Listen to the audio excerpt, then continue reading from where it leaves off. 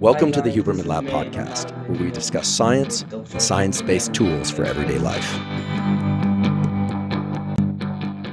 Let's just think about addiction, because in biology and in psychology, frankly, it really often pays to think about the extremes first and then work our way towards more typical circumstances. Now, with that said, addiction, unfortunately, is very common nowadays. I just heard a statistic, in fact, that there is an 80% increase in alcohol use disorder among women in the last 30 years. I talked a little bit about this in the episode that I did about alcohol and health. Again, I want to be very clear. I'm not somebody that is completely against alcohol for adults, provided they're not alcoholics. Turns out 2 drinks a week, probably fine health-wise. 0 would be better. If we're honest, 0 is better than any alcohol. But 2 drinks a week is probably fine. Past 2 drinks, you start running into problems. And yet many people out there, male and female alike, suffer from alcohol use disorder, also called alcoholism. The same is also true for things like methamphetamine or cocaine or other types of substance addictions. And the same is also true for a lot of behavioral or what are sometimes called process addictions, things like sex addiction or video game addiction or any type of behavior that frankly is leveraging the dopamine system, but that engages this progressive narrowing of the things that bring someone pleasure, such that nothing else is really salient. Nothing else is really pulling them in the way that their video games or sex or pornography or alcohol, pick your substance or, behavior that you see out there or hopefully not, but that you might suffer from an addiction to. So what's happening in addiction? Well, addiction involves dopamine, among other things, often, the opioid system, etc. But if we were to think about what's the stimulus in an addiction and what's the peak in dopamine, and then what happens after that peak, it all becomes very clear as to why addiction happens and why it's so pernicious. So for instance, let's take cocaine. Cocaine causes dramatic increases in dopamine very, very fast.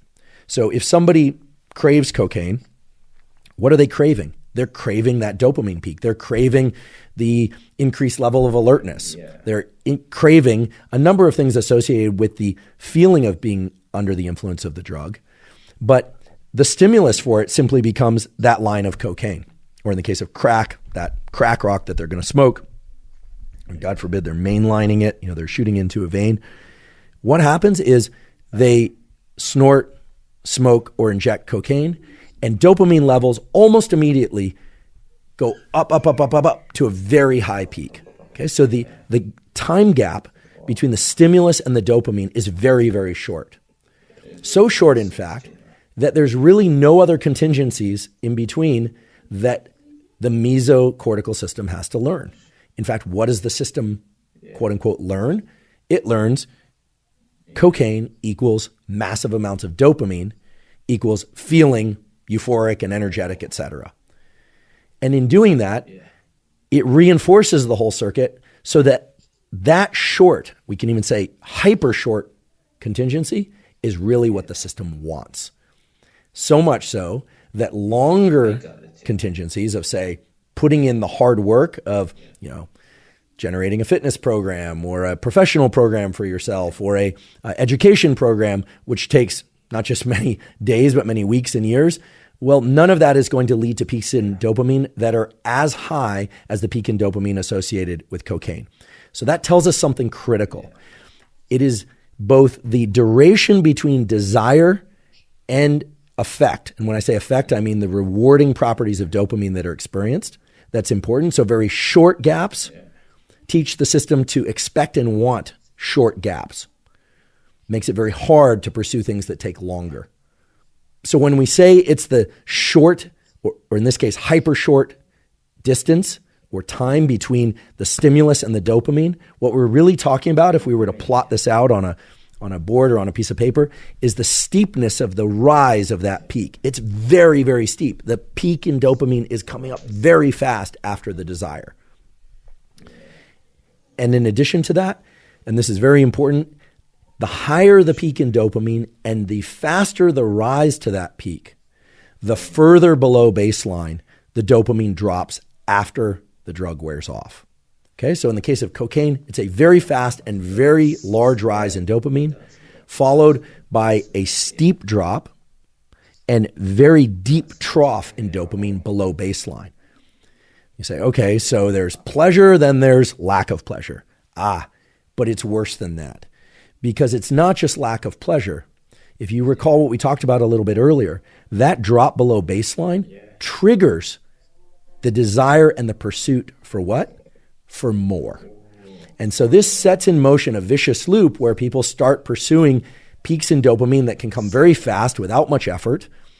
And that's one of the ways in which addictions start to take hold. Now, there's a simple way to think about this and to remember if you want to avoid this whole thing. I mean, the first one is obvious. Don't do cocaine, don't try it, don't use it. Certainly don't get addicted to it. Those are all sort of one and the same, frankly. I don't know many people that, despite opinions to the contrary, that use cocaine recreationally, that don't at some point run into either a financial, psychological, physical, or some other problem. The other thing that's absolutely critical to keep in mind, and this was discussed in my colleague, Dr. Anna Lemke's book, Dopamine Nation, and on this podcast. Excellent book, by the way. I highly recommend it if you haven't read it already. It's a fascinating exploration into dopamine as it relates to addiction, not just drug addiction, but other types of addiction. Again, the name of that book is Dopamine Nation. We'll provide a link to it in the show note captions. Dopamine Nation. The other thing that happens after those big, fast increases in dopamine caused by things like cocaine is afterwards, when it quickly drops below baseline, it takes a much longer time to get back to the original baseline than it did prior to using the drug. And worse still is that the peaks in dopamine that are created from more consumption of cocaine leads to progressively lower peaks and deeper troughs below baseline. So the whole system is shifting away from pleasure and more to pain and the desire for pursuit of the drug.